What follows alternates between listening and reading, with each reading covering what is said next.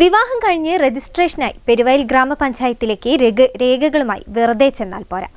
വിവാഹപൂർവ്വ കൗൺസിലിംഗിന്റെ certificate കൂടി വേണം.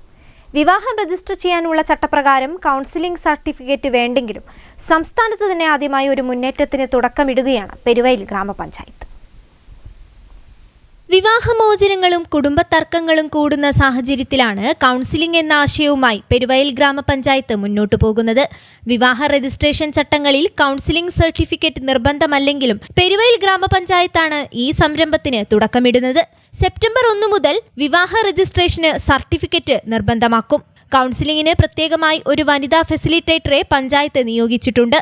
ഇവർ സൗജന്യ കൗൺസിലിംഗ് നൽകും. പെരുവയൽ ഗ്രാമപഞ്ചായത്തിൽ കഴിഞ്ഞ ഒരു വർഷമായി വിവാഹത്തിന് മുൻപുള്ള കൗൺസിലിംഗ് പ്രോഗ്രാം നിലവിലുണ്ട്. പലരും ഇത് മുതലെടുത്തെങ്കിലും കൗൺസിലിംഗിന് ഹാജരാകാത്തവരും ഉണ്ട്. ഇതാണ് വിവാഹ രജിസ്ട്രേഷന് കൗൺസിലിംഗ് നിർബന്ധമാക്കാനുള്ള തീരുമാനത്തിലേക്ക് നയിച്ചത്. ഇനി മുതൽ മറ്റ് രജിസ്ട്രേഷൻ രേഖകൾക്കൊപ്പം ദമ്പതികൾ ഏതെങ്കിലും കൗൺസിലറുടെ അടുത്ത് കൗൺസിലിംഗിൽ പങ്കെടുത്തതായി കാണിക്കുന്ന സർട്ടിഫിക്കറ്റ് സമർപ്പിക്കണം. ഹാജരാകാത്തവർക്ക് പഞ്ചായത്ത് ഓഫീസിൽ ഫെസിലിറ്റേറ്ററിൽ നിന്ന് കൗൺസിലിംഗ് സ്വീകരിക്കാനുള്ള ക്രമീകരണവും ഏർപ്പെടുത്തിയിട്ടുണ്ട്.